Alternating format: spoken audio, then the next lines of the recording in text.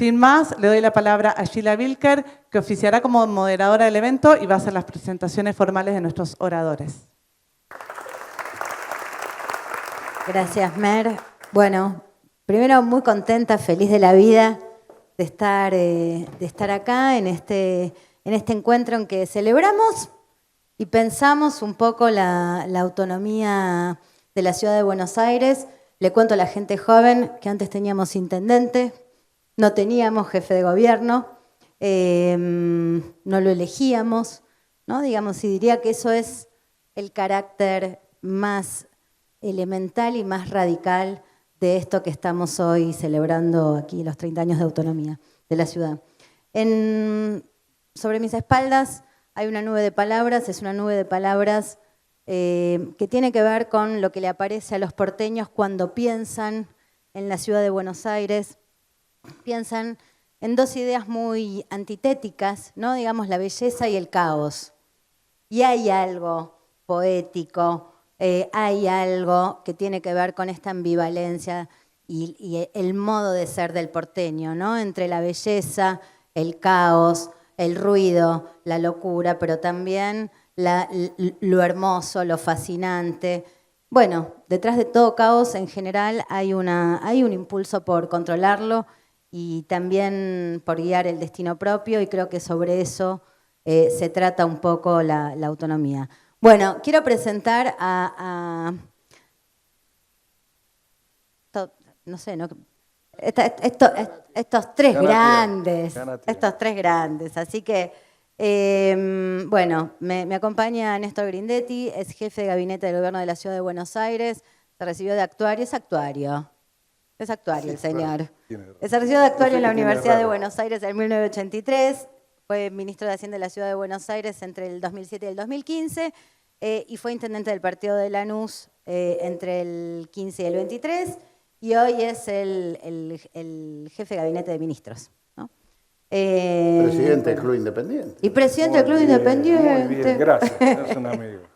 Más importante eso. Bueno, gracias, Néstor. Eduardo Valdés, bueno, Eduardo y Jesús, ambos, convencionales constituyentes, Eduardo Valdés, convencional constituyente, abogado, diplomático, político,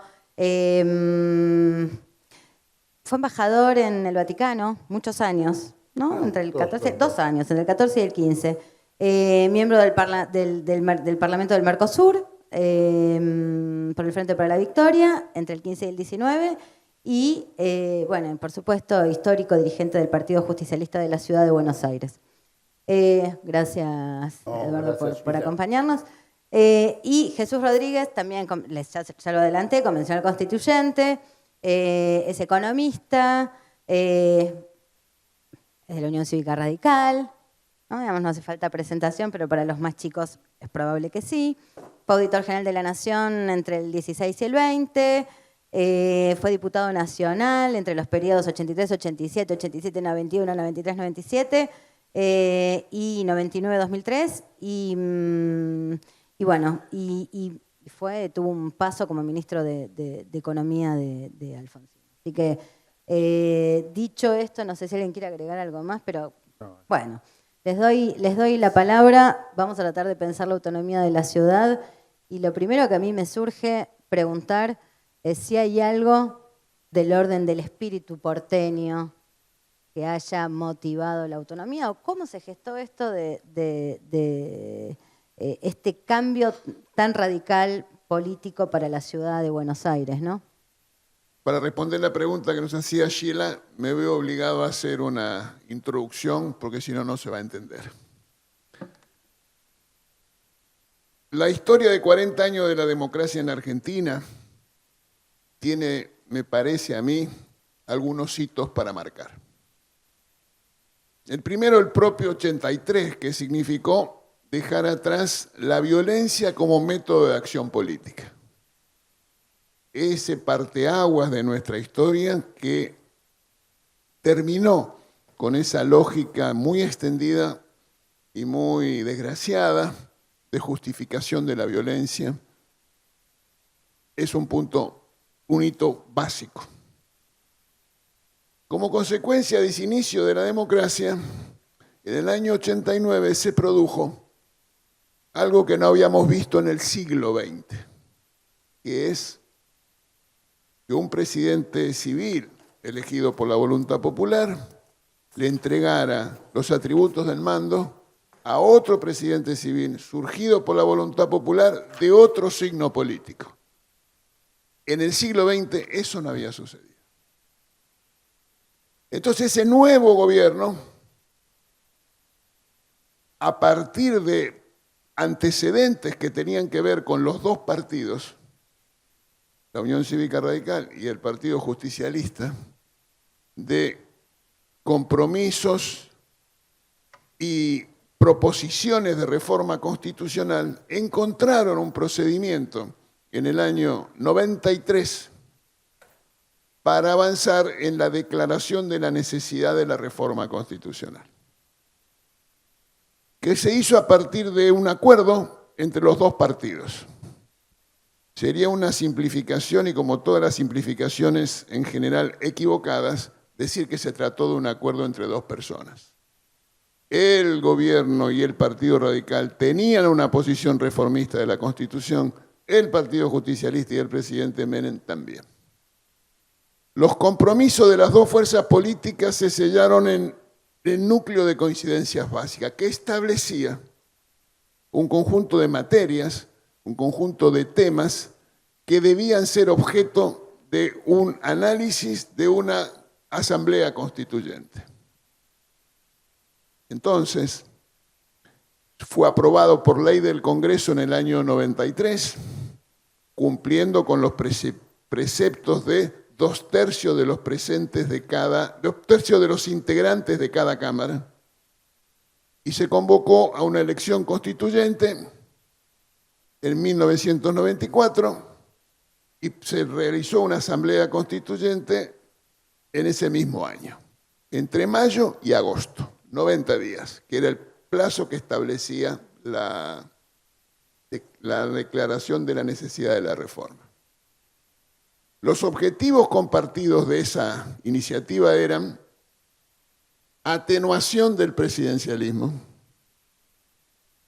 aumento del papel del poder legislativo y mejora en el funcionamiento, en independencia de la justicia y de los organismos de control. Esos tres objetivos básicos eran compartidos. Se llevó adelante la Asamblea Constituyente, 90 días, ahí estaba reflejada la diversidad social, política, ideológica, cultural de la nación argentina. Había personas de todas las provincias, obviamente, pero también había gobernadores, legisladores, artistas, cineastas, escritores, sacerdotes. Y en términos político-ideológicos estaban los que se habían levantado en armas contra la institucionalidad democrática y el presidente que había sufrido las sublevaciones militares. Esa diversidad, voy a recordar la frase de un cientista político extraordinario, alemán, Habermas, permitió que con la fuerza no forzada del mejor argumento, la Asamblea Constituyente produjo una reforma por unanimidad. Las anteriores de ese siglo, la del 49, la del 57, fue una constitución surgida de unos que derrotaron a otros. Y luego los otros tomaron una suerte de revancha política de los primeros. Esta constitución que hoy tenemos fue aprobada por unanimidad. Entre los condimentos de esa reforma está, como preguntaba Sheila, y pido disculpas por la extensión, pero me parecía importante la introducción, la autonomía de la ciudad de Buenos Aires. Hasta ese momento, los que vivíamos en esta ciudad no teníamos el derecho de elegir el gobernante. Y si se quiere, lo decidía el presidente de la nación, designaba con nombre y apellido fulano de tal. Si se quiere, ese es un ejemplo muy claro de lo que yo decía, la atenuación de los poderes del presidencialismo. Gracias.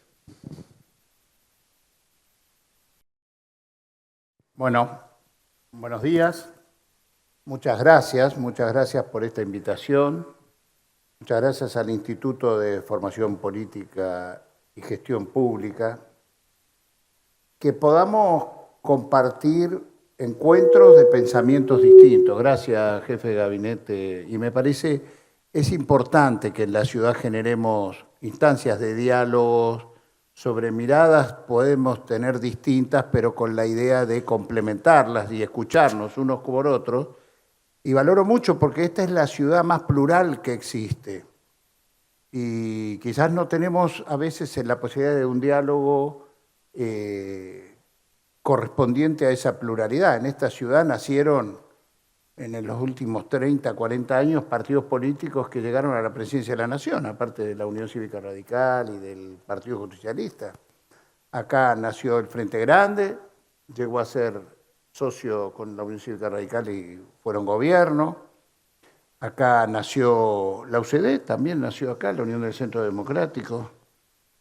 Nació la Libertad Avanza, que llegaron también a la presidencia de la Nación. Nació el PRO, que llegaron a la presidencia de la Nación. Por eso yo a veces digo, esas boletas electorales que tanto critican permitieron la alternancia política y el pluralismo, y que yo valoro, y en esta ciudad específicamente, que es donde nacen eso. Y eso quizás es una característica de esta ciudad y la tenemos que valorar.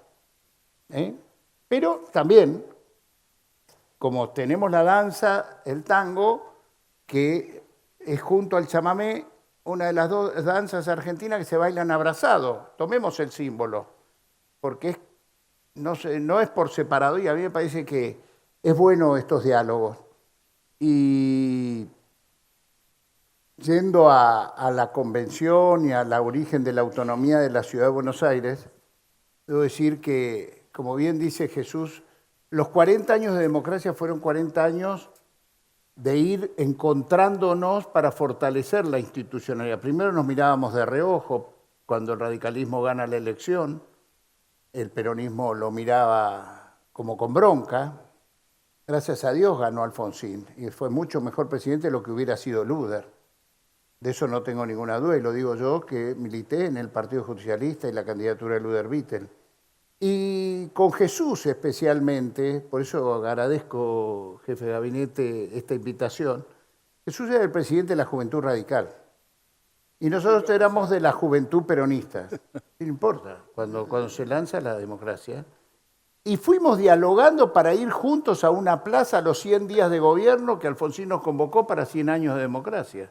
Y fuimos radicales y peronistas. Y se siguió ese diálogo y el día que se sublevaron los carapintadas, fuimos con Antonio Cafiero a compartir el balcón, cosa que nunca había sucedido en la historia argentina. Todas esas cosas fueron construyendo las confianzas políticas para después terminar en una reforma constitucional, creo yo.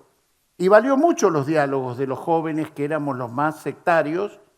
Por eso valoro, Jesús era presidente de la Juventud Radical, o sea, ellos eran la juventud que gobernaban y nos permitíamos tener diálogos que compartíamos. Había que ir a la plaza de Alfonsín, la juventud peronista, y me acuerdo, vamos a reivindicar a Juan Carlos Dante Gullo, que era nuestro secretario general de la Juventud y que nos convencía de ir ahí, los puteaban los del resto, que no te cuento.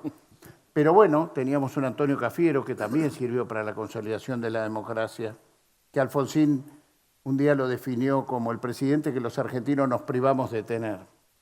Y esa convención constituyente, la autonomía de la Ciudad de Buenos Aires, quiero decir que tuvo mucho que ver lo que estaba pasando en el mundo. Los porteños, los vecinos de la Ciudad de Buenos Aires, no podíamos, la organización institucional no podía ni cambiar una parada de colectivo. El intendente tenía las facultades de un mayordomo, solo barría, limpiaba y alumbraba.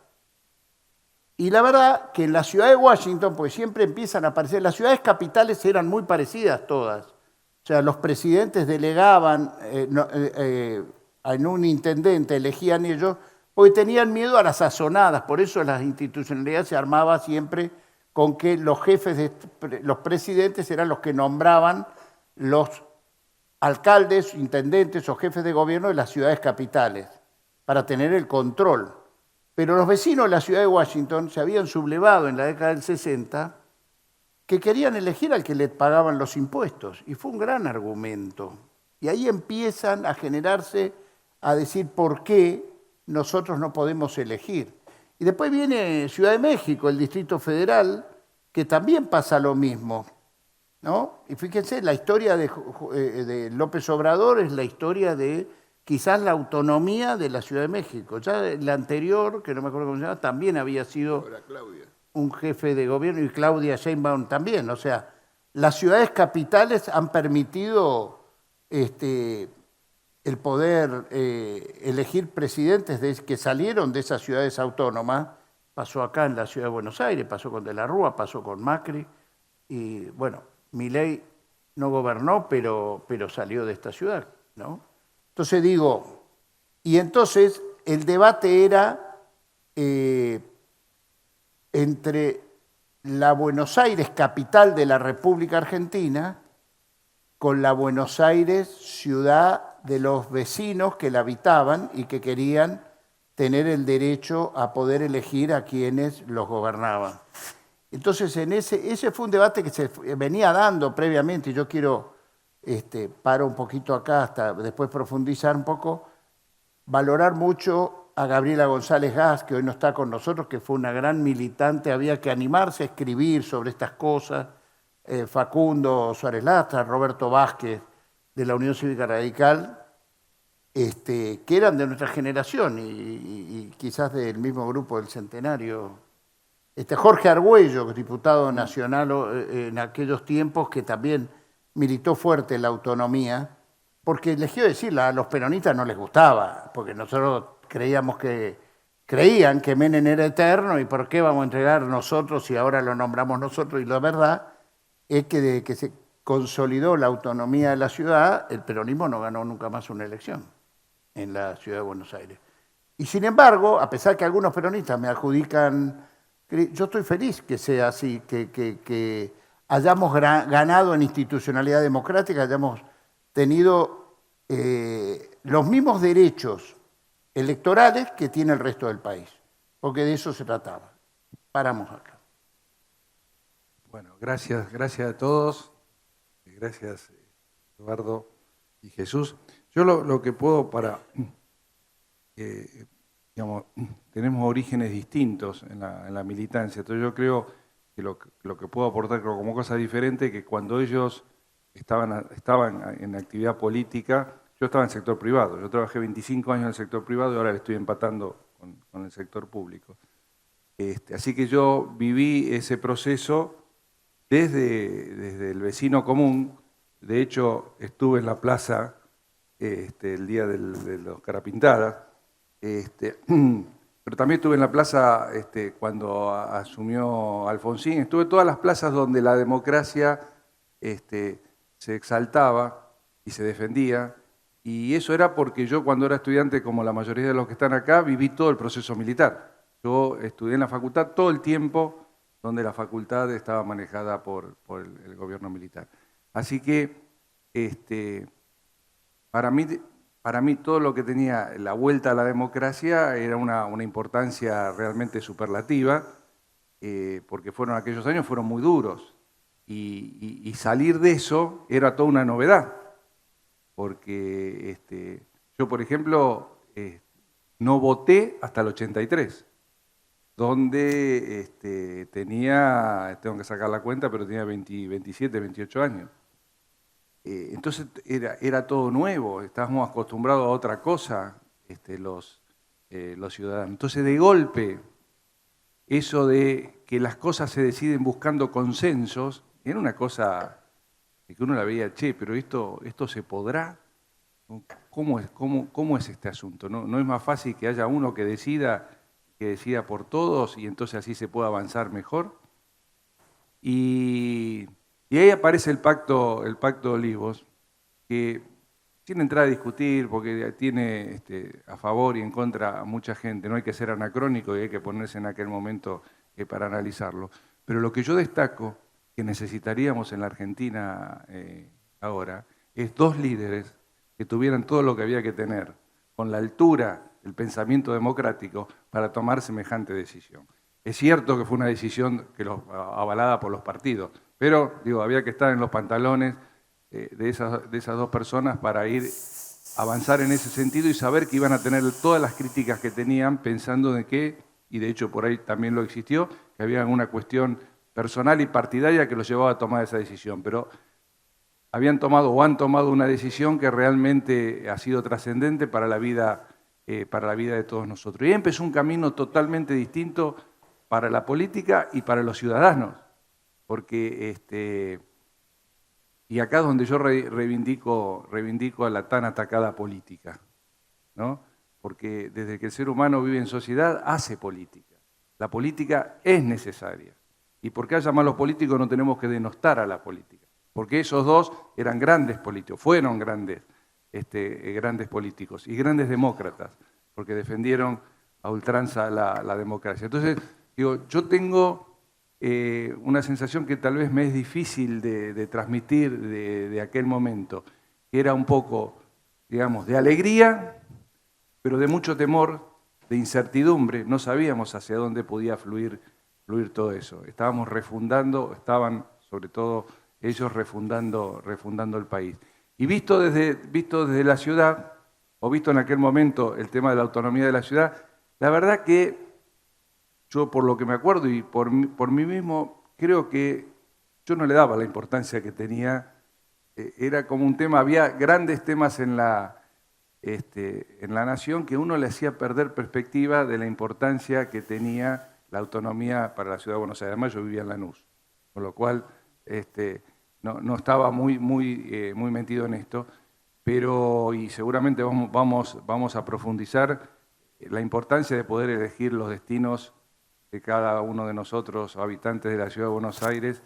Realmente no es menor. También fue un cambio copernicano el hecho de pasar de tener un Consejo Deliberante a tener una legislatura elegida por los ciudadanos y un jefe de gobierno elegido por los ciudadanos, que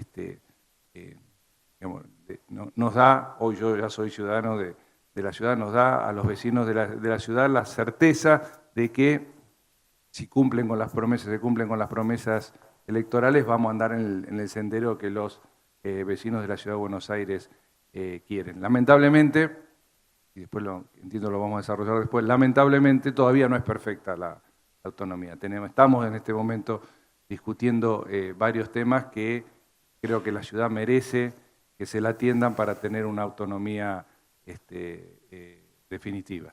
Pero, en resumen, y acá hay muchos de mi generación y se acordarán, yo creo que aquel momento fue un momento claramente bisagra, que para los de mi generación, que no es que no vivimos ese cambio siendo tan jóvenes ni siendo tan jovatos como soy ahora, realmente fue un momento que yo lo llevo, por eso digo que es difícil de transmitir, ¿no? Lo llevo muy adentro desde los sentimientos. Nos pasaron muchas cosas en aquel momento y por eso creo que el trabajo que han encarado para lograr una constitución por unanimidad realmente ha sido muy loable. Una negociación, siempre lo decimos, nunca salen todos contentos y nunca salen todos enojados. Es un promedio de lo que se piensa. Y como yo discuto siempre con mi equipo, en política la distancia más corta entre 2 puntos no es nunca una recta. Para buscar el acuerdo siempre hay que ceder un poquito y defender con mucha honestidad las ideas de uno. Así que yo creo que, de nuevo, los señores creo que han hecho historia con tantos otros, han hecho historia y han producido en la historia de la Argentina un quiebre realmente muy, muy importante. Bueno, qué lindo escucharlos hablar de coincidencia en esta mesa tan plural, ¿no? Digamos, la constitución del acuerdo, las coincidencias en las plazas, el reconocimiento de la diversidad y del encuentro, ¿no? Digamos, del acuerdo, de ese rodeo que hay que dar muchas veces para el acuerdo. Pero también pensaba, bueno, autonomía darse sus propias reglas, ¿no? Un poco como en guiar un poco los destinos también implica gestionar recursos, ¿no? Digamos, poder administrar presupuesto. ¿Cómo se distribuyen? ¿Qué diferencias hay entre antes y ahora en relación con los recursos de la ciudad? ¿La ciudad goza más plenamente hoy de los recursos que genera que previo a su autonomía? ¿Cómo es eso? Me gustaría arrancar por vos, Néstor, en esta pregunta.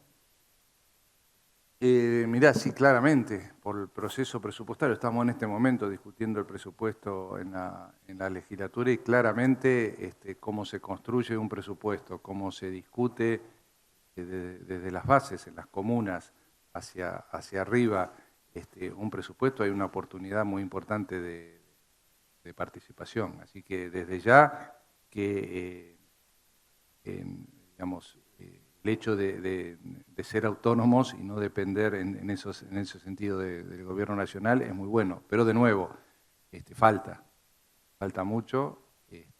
Hay cosas, simplemente, lo han visto en los diarios, el tema de la coparticipación todavía no está resuelto, y es realmente muy importante, pero tampoco está resuelto el tema que parece que no tuviera una incidencia muy importante hoy, pero la IGJ, tenemos la justicia, la transferencia de la justicia, la transferencia del puerto. Hay una serie de cuestiones que tienen que ver todavía con una autonomía imperfecta que no permite el 100% del control de los vecinos. Pero desde ya que el hecho de ser autónomos y tener una legislatura y permitir una discusión parlamentaria del presupuesto le da a los vecinos de la ciudad una seguridad mucho más amplia de que los fondos van a ser usados de nuevo en el sentido de lo que la ciudad necesita.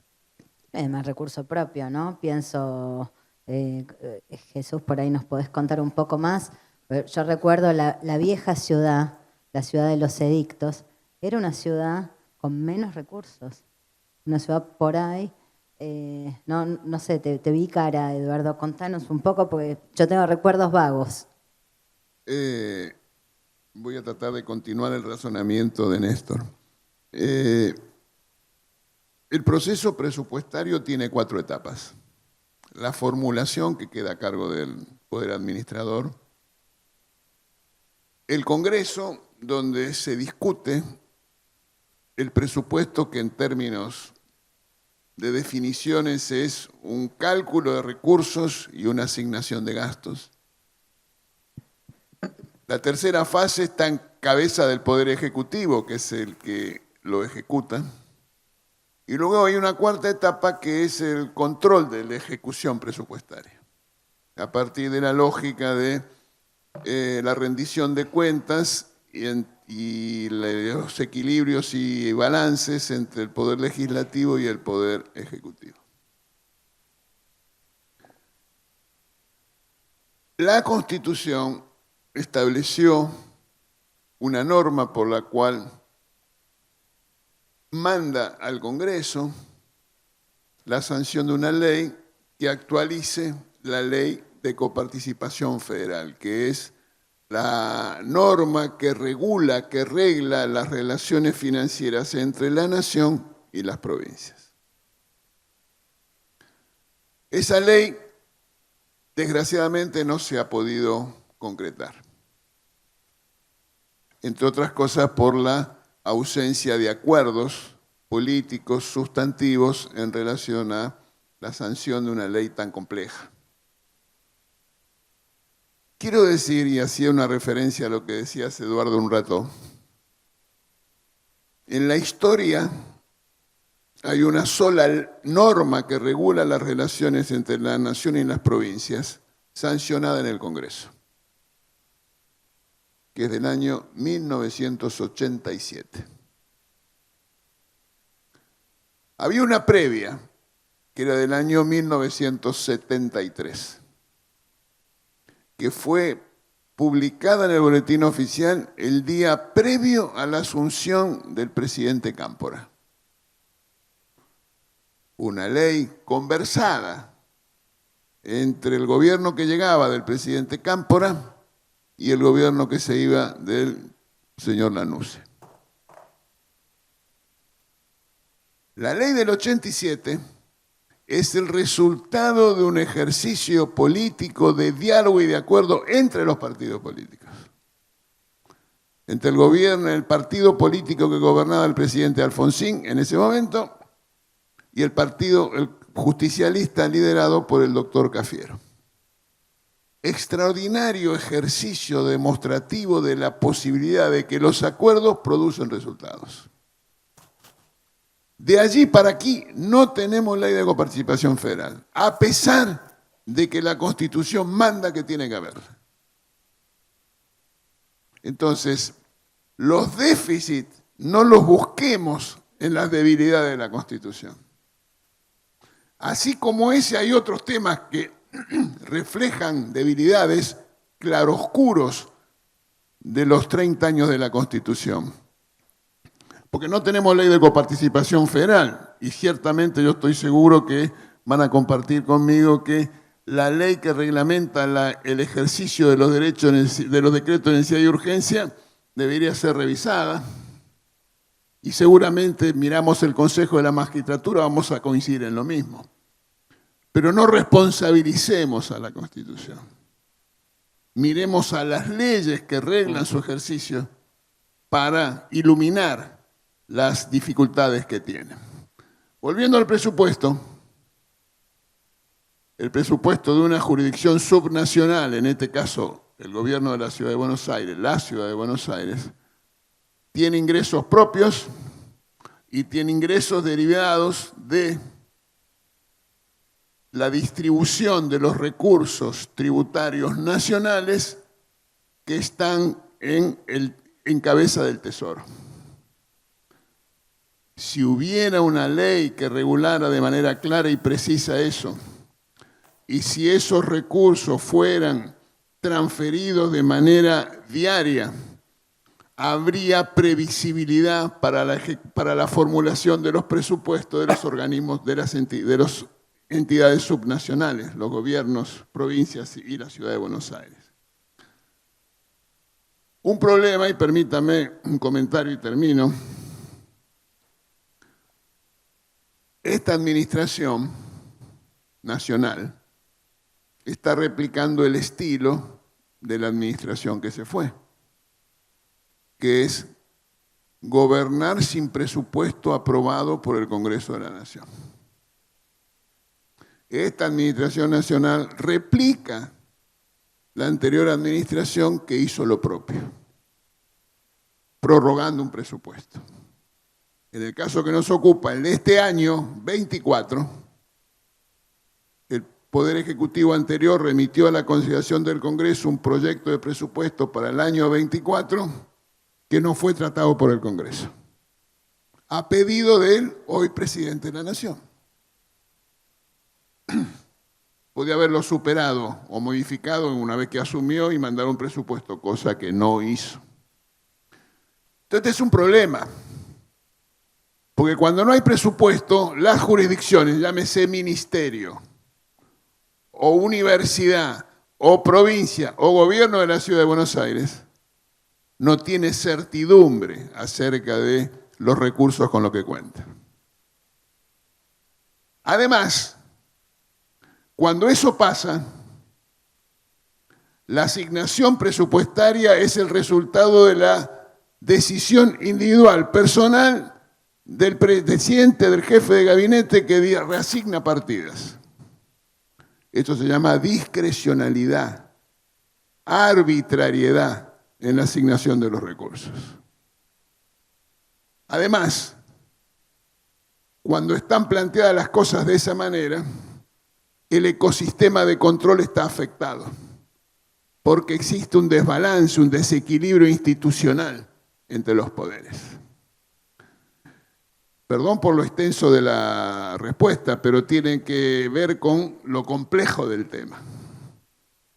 Entonces, si yo tuviera que hacer una línea, diría, necesitamos instituciones respetadas y respetables.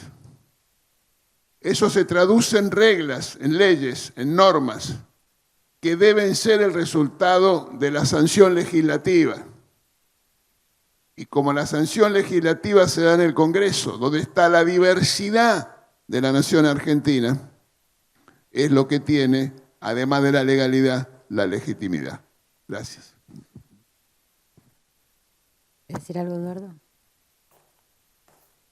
Bueno, la verdad, difícil para mí hablar frente a dos economistas que ha sido ministro de Economía de la ciudad, Néstor ha sido intendente de Lanús, Jesús ha sido presidente de la Comisión de Presupuesto durante todo el gobierno del doctor Alfonsín en la Cámara de Diputados, siempre ha estado vinculado a esas cuestiones.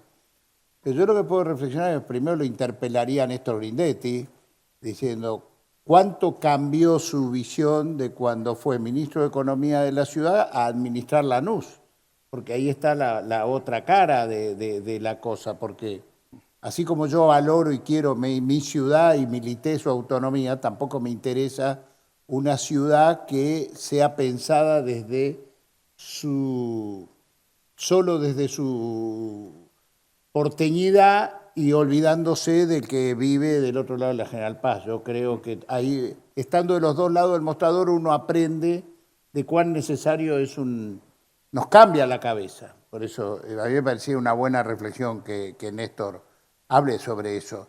Yo lo que creo es que con respecto al tema presupuestario estamos parecidos, Jesús, a cuando se hacían las constituciones unos contra otros. Y los presupuestos pareciera que todavía la Constitución del 94 fue desafiante y para mí sabia, que para sancionar la ley de coparticipación tiene que haber acuerdo de todas las jurisdicciones, de todas las provincias. Difícil, pero necesaria. Como para hacer una reforma constitucional tenía que suceder lo que sucedió en el 94. Liderazgo político y acuerdo, y la votaron, como bien dijo Jesús, aún los que dictaminaron derechos en contra, y es más, le voy a decir, salvo el núcleo de coincidencias básicas, el Frente Grande, que fue el gran opositor a la reforma, votó todos los nuevos derechos. No hubo un solo derecho, salvo el núcleo de coincidencias básicas, todos los demás derechos fueron votados por quien hacía de opositor. Y después la juraron hasta los del Modín, que eran los antisistema, era como una forma que se incorporaban al sistema democrático. Ahora, respecto del tema presupuestario, me parece que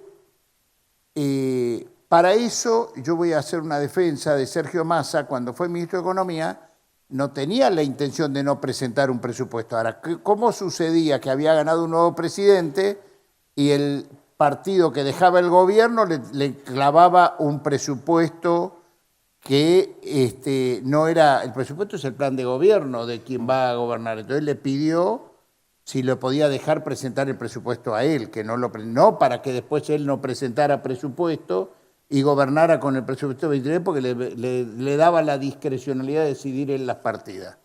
Digo, también es cierto, lo hago, la Constitución, ya que estamos hablando de Constitución, es la creación del Estado. Dicen que el Estado argentino nace aquel mayo del 53, cuando se jura la Constitución de 1853.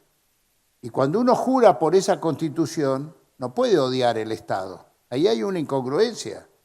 O sea, si vos gobernás, respetá la Constitución, no destruyas el Estado. Y creo que en eso es importante estos diálogos, que vayamos construyendo las confianzas y que podamos tratar de, respetando la voluntad popular y modificando cosas, porque la destrucción del Estado nos hace mal a todos. Yo no odio el Estado, yo creo que el Estado es indispensable, es necesario y no sirve en estos tiempos de sacarnos diferencias unos a otros. Se trata de preservar el Estado porque es la democracia y la sobrevivencia del conjunto, porque hay unos que necesitan más Estados que otros. Son argentinos que comparten con nosotros toda la vida, son hermanos argentinos. Entonces, me parece que ahí está lo bueno, de ahí parto de este encuentro y de este diálogo que espero que sea con mucha continuidad. Lo que preguntabas, Eduardo, las diferencias o el hecho de haber administrado un lado y el otro de la General Paso, del Riachuelo, yo digo que hay diferencias sustanciales. Una cosa es la ciudad, que es una gobernación y por lo tanto cobra impuestos, por ejemplo, y otra cosa un municipio que cobra tasas. Las obligaciones de prestaciones también obviamente son distintas, a pesar de que hay un tema, y me pongo un poquito el capelo de los intendentes, es que por problemas de malos gobiernos en la provincia de Buenos Aires, lo que ha sucedido es que sustancialmente a lo largo de muchos años, no de ahora, las intendencias han empezado a cumplir roles que no son propios de las intendencias, por ejemplo la seguridad. Es decir, entonces los presupuestos de los municipios comparados hace 20 años atrás son totalmente distintos. Antes era alumbrado, barrido y limpieza. Hoy tenés seguridad, salud, educación. Nosotros en Lanús fundamos un colegio también municipal. Así que en ese sentido hay una diferencia importante. Pero para la responsabilidad de los administradores o de los gobiernos, sí hay un principio básico que se menciona mucho últimamente, pero que hay que aplicar con mucho criterio, que es el tema del superávit fiscal. Yo en los 8 años no por pasar el aviso, pero para poner un ejemplo, los 8 años de Lanús nosotros fuimos superavitarios, porque hicimos el esfuerzo para hacerlo. Ahora, no hay que ser dogmático con eso. El camino del déficit al superávit tiene que ser mirando las consecuencias. No se puede de la noche a la mañana decir, porque yo quiero tener déficit cero, a partir de ahora esto no lo pago. Porque la deuda que uno va adquiriendo, que no se registra, pero que va adquiriendo, es realmente importante y hay que tenerlo en cuenta para poder tener en cuenta las consecuencias. Si yo digo, por 5 años no voy a hacer obra pública, lo que tengo que considerar que las rutas se me van a deteriorar y por lo tanto estoy generando una deuda que por lo menos la tengo que tener en cuenta, porque si no la realidad nos pasa por arriba. Entonces, cuando uno administra un presupuesto, no tiene que perder de vista que atrás de los números hay gente y que la política es resolverle problemas a la gente. Por eso, siempre que nosotros con mi equipo administramos presupuestos, siempre decimos, si la plata nos llega en forma directa o indirecta a la gente en calidad de servicio, eso sí no se gasta. Pero también decimos, si yo tengo que bajar el presupuesto y tengo que ir hacia camino a un superávit, voy a ver por dónde corto. Cortar por cortar o cortar nada más que para mostrar un papel donde soy superavitario, eso no funciona y como siempre, que vos tapás la realidad o tapás la mano, querés tapar el sol con la mano, la realidad te pasa por encima y te hace bolsa, digamos. Vuelvo un poquito a la autonomía de la ciudad y pienso, policía, no estuvo al principio, no estuvo. Pienso justicia, pienso transporte. ¿No? Digamos, cuando uno piensa un poco la conquista de la autonomía plena, bueno, plena todavía no es muy importante, pero todavía me parece que hay materias pendientes, ¿no? ¿Qué materias pendientes hay todavía en materia de autonomía? Estaría bueno intentar conquistarlo, serviría a la ciudad de Buenos Aires, tiene sentido, la verdad no lo sé, o sea, si tiene sentido, sé que hay materias pendientes todavía, caso justicia, tiene sentido, serviría, ¿por qué? Bueno, yo como responsable del ministro en la ciudad, te digo que sí hace sentido, sí corresponde. Tenemos que resolver primariamente el tema de la coparticipación, que no está resuelto en la decisión de fondo, no vamos a entrar acá en tecnicismo, pero se ha resuelto parcialmente una decisión de la Corte, no, ni siquiera es un decreto, no es una decisión de la Corte que dice que a la ciudad le corresponde el porcentaje que le corresponde y que eso debería gotear todos los días en forma automática. El gobierno aceptó llegar hasta ese porcentaje en forma provisoria para ir al tema de fondo, que es un porcentaje bastante más grande, pero lo paga como una cuestión voluntaria a través de un adelanto de tesorería. Eso nos parece a nosotros, no nos deja tranquilos. Así que eso todavía hay un recorrido para adelante, pero está el tema de, como yo decía, de la IGJ. No puede ser que en la Ciudad de Buenos Aires una empresa se quiere constituir y todavía dependa del gobierno nacional. Está el tema del puerto, que hay que discutir si se puede pasar la autonomía, el manejo total del puerto o parcialmente, pero hay que discutirlo. El transporte lo acaban de pasar en una forma que uno hubiese preferido que fuera más conversada, no tirada por la cabeza, pero bueno, nosotros pusimos el pecho y lo estamos tomando. Pero hay temas, está el tema de la justicia, que realmente todavía no está incorporada. Tenemos una discusión fuerte con el tema de los detenidos. Nosotros hoy en la ciudad tenemos 2.000 detenidos en calabozos que tienen capacidad para 1.000, y el 90% son todos detenidos por delitos federales o nacionales.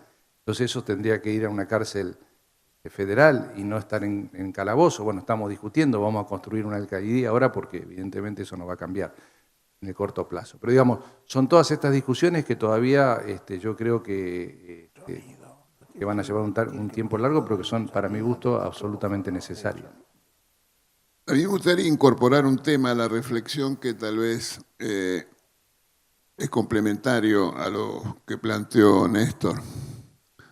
Hay asuntos, hay materias en la cual es imprescindible la asociación con otras jurisdicciones.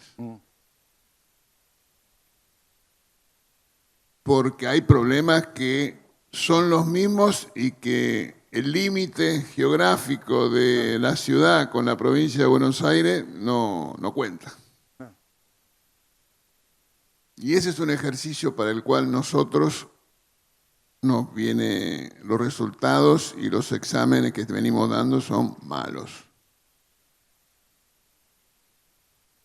Tiene que imaginarse una institución de autoridad metropolitana o de organización metropolitana, porque los problemas son comunes: residuos, transporte, riachuelo, y seguramente puerto tal vez, y seguramente hay muchos más. Entonces, esta es una razón adicional para encontrar, como señalaba Eduardo, caminos de coincidencia. Porque no puede ser que nosotros creamos que en este lado de la ciudad, si tenemos resuelto los problemas de la recolección de residuos, estamos tranquilos, porque esos residuos tienen que tener una disposición, en algún lado tienen que ir. Entonces ahí está la sabiduría, la experiencia, la capacidad, la humildad de los actores involucrados, que incluye la provincia, pero también la nación. Y esto no lo va a resolver el mercado, sepámoslo. Gracias. Cuando el mercado lo resolvió mal. Yo me acuerdo, Jesús, cuando los residuos eran solo dos empresas, Cliva y Manliva, iban al SEAMSE, pesaban y después iban a enterrar a algún municipio pobre de la provincia de Buenos Aires. Y eso era una injusticia, porque se aprovechaba la vulnerabilidad, diríamos, de ese municipio que necesitaba de la plata que por ahí le pagaba la nación y la ciudad y la provincia. Yo me acuerdo de Villa Domínico, que un día uno pasaba por ahí, era una ciudad tan linda, Villa Domínico, pasaba un olor nauseabundo, y era porque la ciudad le enterraba ahí y necesitaba Villa Domínico vivir. Bueno, coincido en que yo cuando le preguntaba a Néstor pues yo soy muy pro conurbano, pero ¿por qué pro conurbano? Quiero decirles que yo siento que en el conurbano van los fracasos de muchas políticas provinciales y la gente se va de sus provincias a venir. Antes venía más a la ciudad de Buenos Aires, ahora se adaptan. Entonces, es un problema de todo el país el conurbano, no es un problema de que Lanús puede resolver por Lanús, Matanza por Matanza. Matanza debe ser el más complejo de todos, pero eso también requiere de un acuerdo político, porque esto de mirar de reojo a los varones del conurbano, mira, con alumbrado, barrio y limpieza tienen que hacer malabares para resolver el tema de seguridad, lo que decía Néstor. Por eso yo le decía cuánto le cambió la cabeza, porque no es lo mismo, este es un avión a chorro y el otro es un barco, ¿no? Y bueno, esas experiencias son intransferibles, por eso hoy vale un cuadro político como Néstor Grindetti, porque son experiencias practicadas y eso hay que volcarlo, Néstor. Me gusta este instituto para invitar a otros actores, intendentes del área metropolitana, gobernadores que pueden ayudar a resolver eso, porque es un problema de todos, de la ciudad, del área metropolitana y de todo el país. Porque a nadie le gusta vivir de esa manera. Así que creo que la Argentina sale con diálogo, le digo la verdad. No me gustan los tiempos estos de que uno plantea una idea y es un degenerado fiscal. Yo no comparto eso, y por eso valoro. Y si me permite, me voy a ir a cortar por otro lado, que tiene que ver con esta ciudad. La veo ahí, Vicky Morales Gorleri, compañera de sueños y de fe. Y nosotros tenemos en esta ciudad de Buenos Aires, Jesús es hincha de San Lorenzo, al argentino más ilustre de toda la historia, que es el Papa Francisco. Y a mí me gustaría que, ¿por qué no? Viste que está saliendo que viene, que no viene, que no, ella debe saber más que yo. Pero ¿sabés qué lindo? Porque encima dicen, ya me jode que, miren, es vecino, ese sí que es de la ciudad de Buenos Aires. Nacido en Flores, ordenado de cura en el seminario de Devoto, hizo toda su práctica jesuítica en la Universidad del Salvador, en el Colegio del Salvador. Todo es Buenos Aires, fue obispo acá, fue arzobispo. ¿Cómo es que en el run run dicen algunos que vendría si vendría y no pisaría casi la ciudad de Buenos Aires? Yo quiero que venga y que venga a la ciudad de Buenos Aires, pero aparte que seamos las fuerzas plurales las que lo invitemos y le digamos los de esta ciudad que a nosotros nos encantaría que venga. No me lo querría perder. Y es más, le digo, estoy tirando otra idea. Repatriemos los restos de Jorge Luis Borges. Recuperemos nuestras cultura, ya está, ya peleó, ya salió el codamismo, el no codamismo, dónde va Borges, pero recuperemos. ¿Por qué nuestros grandes murieron afuera y los tuvimos que repatriar? Y son orgullos de esta ciudad de Buenos Aires. Son orgullos de esta ciudad de Buenos Aires. Ginastera, el gran músico, también está afuera. ¿Por qué? Recuperémoslo. Esto nos puede juntar a todos con la idea de esta identidad. Pero sería bueno que empecemos por lo de Francisco y después nos juguemos a que sus restos descansen en la Argentina, en la ciudad de Buenos Aires, que es donde él nació, más que allá en Santa María Mayores. Son sueños, la vi a Vicky y me saltaron.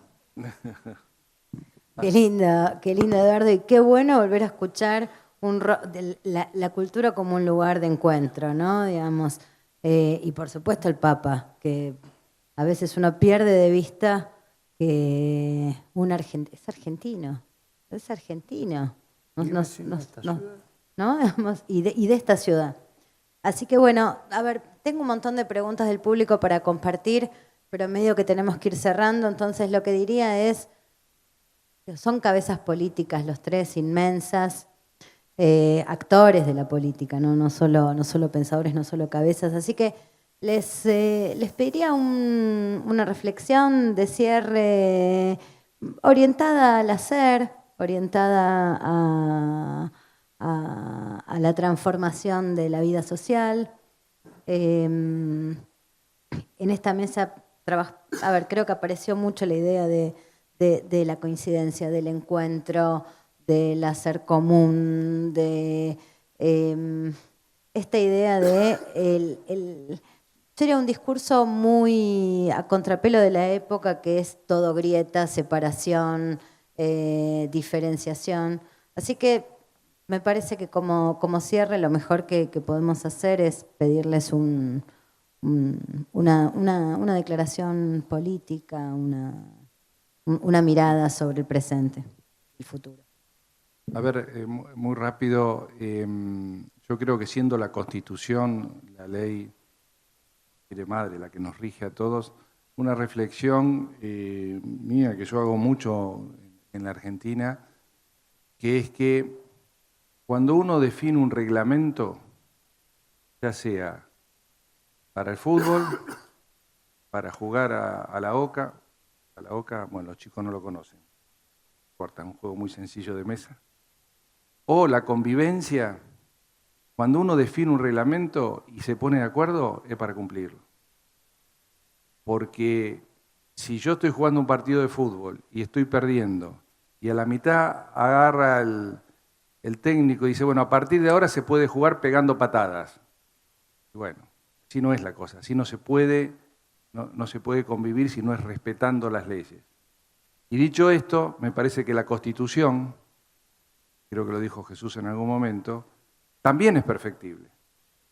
Pero en los tiempos, con los tiempos y con los consensos necesarios. Yo creo, y esto sería para un debate largo, que hay cuestiones en la Constitución, sin ser constitucionalista, no soy en este sentido ni abogado, pero digo, hay cuestiones que cuando yo veo en el día a día que a lo mejor estaría bueno darle más flexibilidad a partir de la Constitución.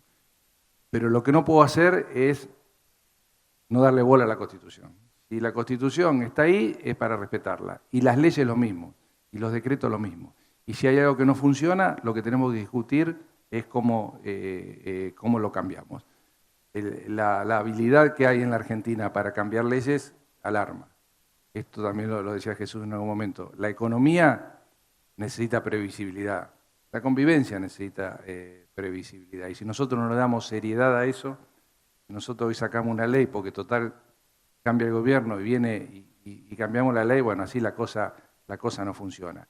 Ni cambiar tan fácil, ni no darle bola al reglamento. Porque si no lo que hacemos es un enchastre enorme, donde empezamos todos contra todos, es el sálvese quien pueda, es la ley de la selva, y ahí es donde viene la gente que denosta la política y dice, todos estos actores hicieron todo este desastre y ahora vengo yo a salvarlos. Y ese yo, y ojo que acá hay un riesgo grande, que ese yo no se convierta después, producto del fracaso de donde nos trajo toda la política hasta ahora, que ese yo no se convierta en una autocracia que arrancó hablando de libertad y terminó manejando en forma tiránica un país. Tengamos muchísimo cuidado. Es muy importante el tema de darnos un reglamento que sea discutido y después respetar ese reglamento.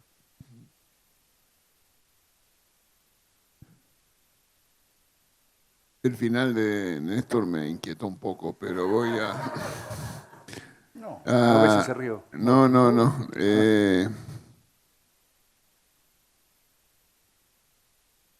Vivimos una era global compleja,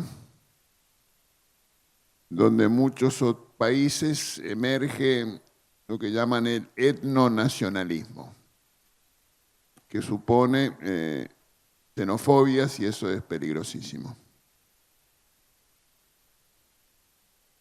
Y voy a tomar una idea de alguien que cité antes, Habermas, del patriotismo constitucional. De lo que debemos ser tributarios es del patriotismo constitucional, porque eso nos expresa y nos refleja y nos representa a todos.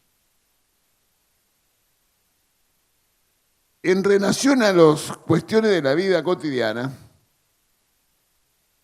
si todos adherimos a la necesidad de vigencia del capitalismo, el capitalismo también necesita reglas.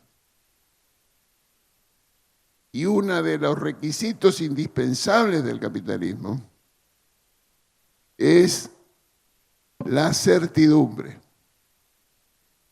No, el riesgo no es un problema para el modo de producción capitalista. El riesgo está íncito en el modo de producción capitalista.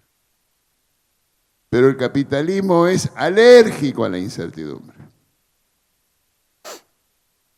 Por eso es posible que florezca en China, porque ahí hay un partido comunista que regla con su lógica de partido único y dice lo que va a pasar dentro de 10, 20, 30 años.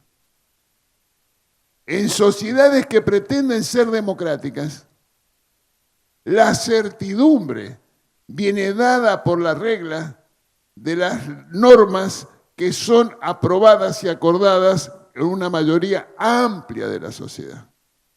No es unanimidad, mayoría amplia de la sociedad.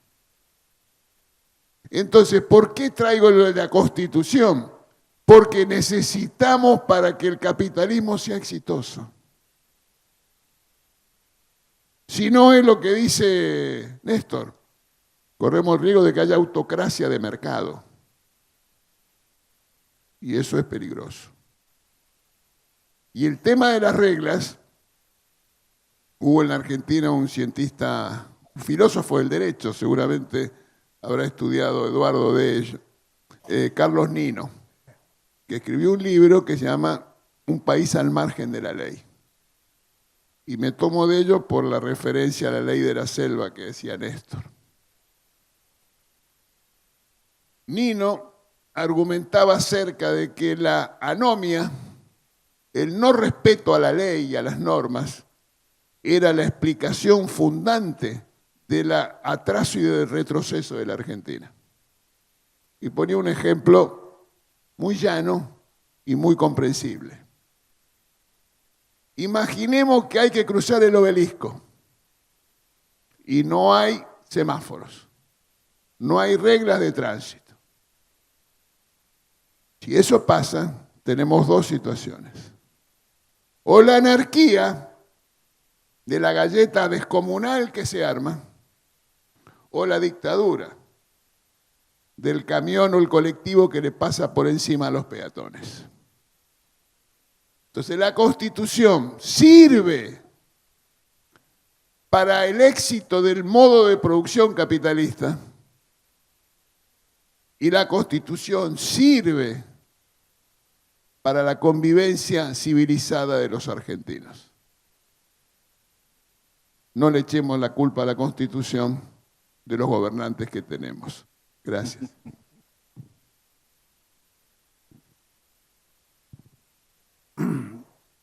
Bueno, yo ya alguna reflexión hice respecto de esto. A mí me parece que cumplir con la Constitución que se jura es clave en un proceso democrático. Y odiando el Estado no está incumpliendo la Constitución. Entonces, vuelvo a decir, la Constitución del año 1994 tiene falencias, pero se hizo con liderazgos políticos, pues si no, no se concretaba. Todas las anteriores fallaron por la falta de liderazgos políticos, oficialistas y opositores, y se la bancaron Menem y Alfonsín. Y voy a decir una cosa más, las bancó más Alfonsín que Menem en el sentido que pagó caro el radicalismo haber hecho el acuerdo político postconstituyente, porque la elección que vino después de Horacio Massachesi, un gran constitucionalista y gobernador de la provincia de Río Negro, que le tocó llevar la camiseta a la Unión Cívica Radical, fue el costo de que yo creo que siempre aparece esas ondas que son pro-establishment terminan siendo para no consolidar las cosas positivas, o después el radicalismo volvió a su lugar, pero lo cierto es que la corriente post-acuerdo de una nueva constitución la pagó caro, no sé, Jesús, la Unión Cívica Radical, y por eso yo valoro mucho la coherencia que tuvo Raúl Alfonsín y en ese momento Carlos Menem, que era el presidente, porque Alfonsín lo había planteado desde el Consejo de Consolidación de la Democracia en el año 83, donde había convocado a figuras, 86, donde había convocado figuras de todo signo político. Me acuerdo que estaba el doctor Jorge Tayana, que era el último ministro de Educación que había tenido el gobierno de Juan Perón. Entonces, yo creo que es importante que no dejemos más que nos lleven a anular Estado. El Estado es la sobrevivencia. Ayer ha sucedido, antes de ayer ha sucedido que quieren cerrar un hospital. En esta ciudad de Buenos Aires, un hospital nacional. Bueno, discutamos nosotros para mí ese hospital era un orgullo, era el Cenareso. Yo después le perdí era donde se recuperaban los adictos, el mejor lugar de recuperación de adicciones que tenía la Argentina. ¿Por qué lo vamos a cerrar? Y ahí por ahí necesitamos el acuerdo, digo en una cosa práctica ahora. ¿Por qué no vamos a aunar fuerzas y a impedirlo? Porque es un capricho, creo yo. Y así van sucediendo cosas todo el tiempo. Esta sucede en nuestra ciudad, puede suceder otras cosas en otras. Pero como esta es la ciudad que nos tiene a nosotros, por lo menos una punta de lanza. Y si me permiten, para mí, que estaba buscando, voy a hacer lo que hizo Raúl Alfonsín cuando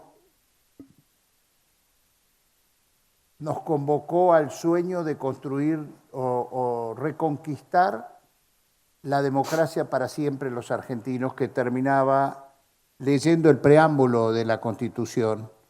Y eso es lo que creo que hay que practicar en este tiempo, que dice: nos, los representantes del pueblo argentino, de la nación argentina, reunidos en Congreso General Constituyente por voluntad y elección de las provincias que la componen, en cumplimiento de pactos preexistentes, con el objeto de construir la unión nacional, afianzar la justicia, consolidar la paz interior, proveer a la defensa común, promover el bienestar general y asegurar los beneficios de la libertad para nosotros, para nuestra posteridad y para todos los hombres del mundo que quieran habitar en el suelo argentino, invocando la protección de Dios, fuente de toda razón y justicia.